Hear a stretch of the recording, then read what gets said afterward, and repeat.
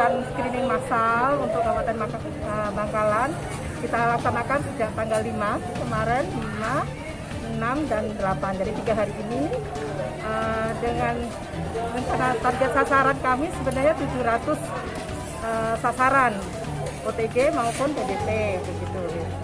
Tapi ternyata pada waktu hari pertama masih sedikit gitu karena mungkin koordinasi masih awal. Tapi alhamdulillah dari sejak kemarin sampai hari ini peserta untuk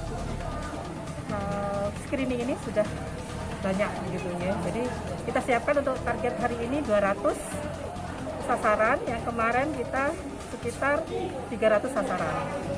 Sudah mendekati sasaran target nih berarti? Ya, hampir sudah. Alhamdulillah sudah ini. Lalu ada nggak mungkin yang disampaikan ke provinsi perihal yang ada di Bangkalan sendiri setelah temuan-temuan yang ada di Bangkalan? Ya, jadi dengan adanya screening massal ini diharapkan nantinya merupakan awal dari deteksi awal untuk COVID. Itu malah lebih baik kalau ditemukan secara dini begitu ya, karena nanti penanganannya lebih bagus lagi. Jadi tidak sampai sasaran baik itu OTG, ODP maupun PDP. Kalau PDP sudah jelas dia sakit nantinya ya. Yang OTG dan yang ODP itu tidak sampai sakit. Jadi sudah, biarpun nanti dia didiagnosis positif COVID, tapi masih kualitas imunnya itu masih bagus untuk kasus COVID ini. Jadi masih survive-nya masih besar. Selama 2 hari gitu. Ya, itu 3 hari. 3 hari. Selama 3 hari ini sudah berapa orang yang sudah dinyatakan positif? Belum positif, reaktif ya. Reaktif ya. Reaktif. Jadi baru kita swab itu kemarin dari 5 dan 6 itu sudah ada 43 yang pasien yang di swab. Ya, di swab. Itu ada dasarnya adalah rapid yang reaktif. Jadi belum tentu positif ya, nanti menunggu hasil begitu ya.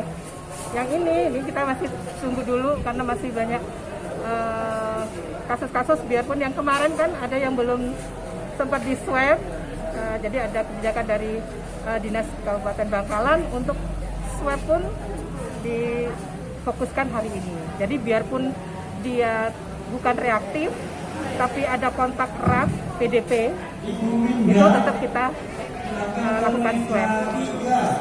Berapa lama Bu untuk menunggu hasil swab yang untuk ini karena pakainya TCM, jadi itu sekitar 2-3 hari.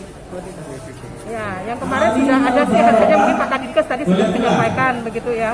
Jadi alhamdulillah hasilnya lebih tepat. Memang tidak sama seperti mobile PCR begitu ya.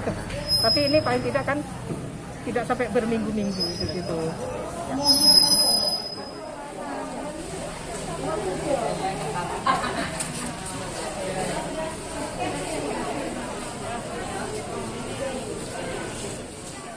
Nah, nanti hasil hari ini akan disinkronisasikan juga dengan pasien-pasien yang ada di rumah sakit, kan ada juga sasaran yang hasil swabnya sudah lebih dari 2 minggu belum keluar.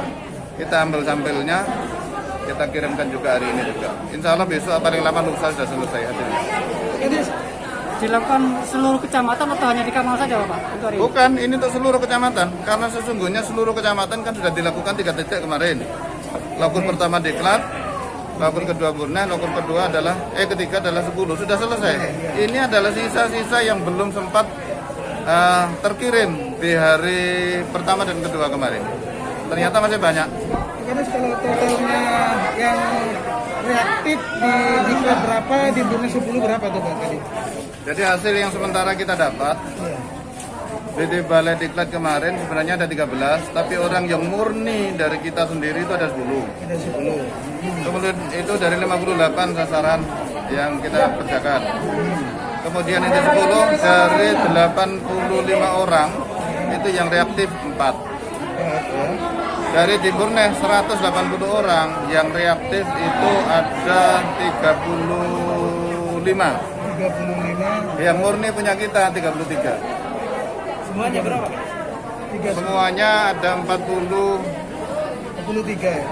4 yang murni ditambah 43. 10 14 ditambah 47.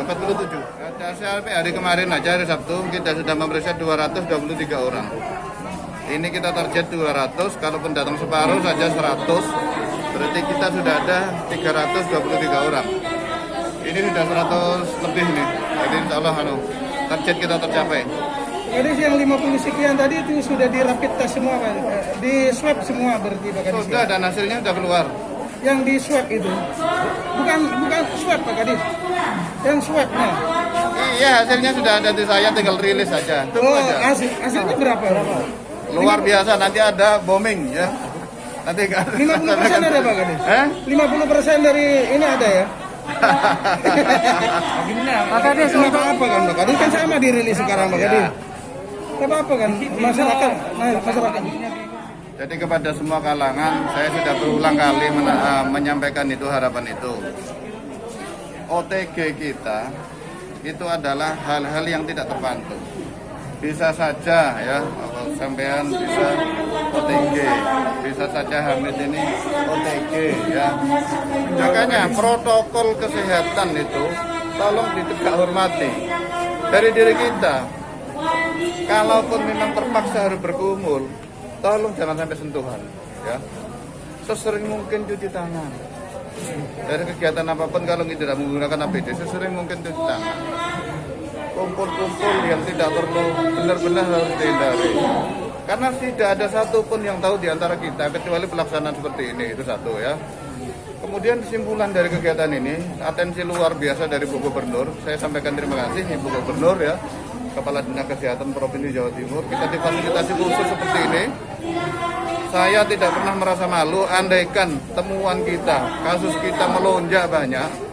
Tapi kita tahu bahwa inilah sebenarnya yang ada di daerah kita. Sehingga kita bisa melakukan langkah-langkah nyata di dalam memutus mata rantai itu. Sehingga sebaran-sebaran yang tidak kita inginkan ya, terus merembet itu akan segera selesai. Itu intinya.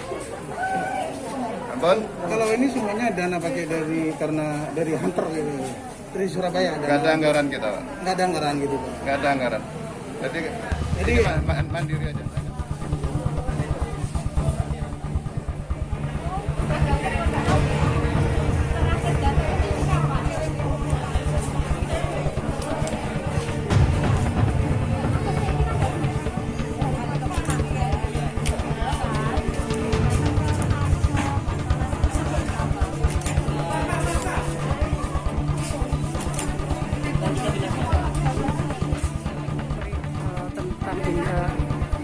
dampak-dampak yang diakibatkan mungkin pasien menjadi takut. Apa sebenarnya sih yang terjadi di ini?